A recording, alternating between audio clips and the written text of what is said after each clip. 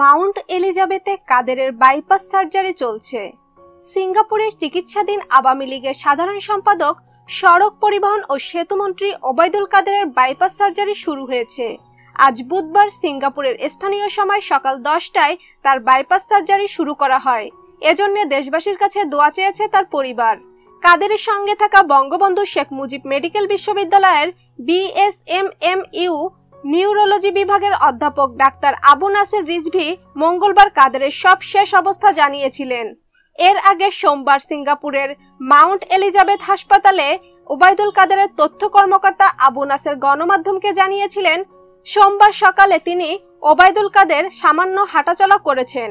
এ সময় তিনি বাংলাদেশের বিভিন্ন বিষয়ে, বিশেষ করে নিউজিল্যান্ডে হামলার ঘটনা এবং নিউজিল্যান্ড থেকে ক্রিকেটাররা সবাই নিরাপদে ফিরেছে কিনা তারও খোঁজখবর নেন। সিঙ্গাপুরে মাউন্ট এলিজাবেথ হাসপাতালে ওবায়দুল কাদেরকে দেখতে যাওয়া আওয়ামী লীগ নেতা জোবাইদুল হক রাসেল সোমবার বেলা 2:30টার দিকে তার ফেসবুক স্ট্যাটাসে লিখেছেন, ওবায়দুল কাদেরের শারীরিক অবস্থা আগের চেয়ে অনেক ভালো। সোমবার সকালে তিনি কারো সাহায্য ছাড়াই হাঁটতে পেরেছেন, অনেকের সঙ্গে কথাও বলেছেন। মাউন্ট এলিজাবেথ হাসপাতালের ডাক্তার কোসিয়ামসুন ফিলিপের নেতৃত্বে একটি মেডিকেল বোর্ড ওবায়দুল কাদেরের চিকিৎসা দিচ্ছেন। সেখানে ওবায়দুল কাদেরের স্ত্রী, ভাই ছাড়াও স্বজন ও দলের নেতারা রয়েছেন। উল্লেখ্য, গত 3রা মার্চ সকালে শ্বাসকষ্ট নিয়ে বিএসএমইউ এর আইসিইউতে ভর্তির পর ওবায়দুল কাদেরের ম্যাসিভ হার্ট অ্যাটাক হয়। দ্রুত তাকে বঙ্গবন্ধু শেখ মুজিব মেডিকেল বিশ্ববিদ্যালয় হাসপাতালে ভর্তি করা হয়।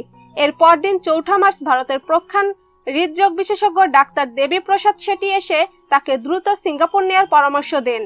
ওই দিনই বিকেলে মাউন্ট এলিজাবেথ হাসপাতালে 3 বিশেষজ্ঞের নিয়ে আসা এয়ার অ্যাম্বুলেন্সে করে তাকে সিঙ্গাপুরে নেওয়া হয়। সেখানে প্রথমে তাকে আইসিইউতে রাখা হয়। শারীরিক অবস্থার উন্নতি হলে সম্প্রতি ওবায়দুল কাদেরকে কেবিনে নেওয়া হয়। ভিউয়ার্স, এতক্ষণ আমাদের সাথে থাকার জন্য ধন্যবাদ। ভিডিওটি ভালো লাগলে অবশ্যই লাইক, কমেন্ট, শেয়ার করবেন। তার আগে অবশ্যই আমাদের চ্যানেলটি সাবস্ক্রাইব করে আমাদের সাথেই থাকুন।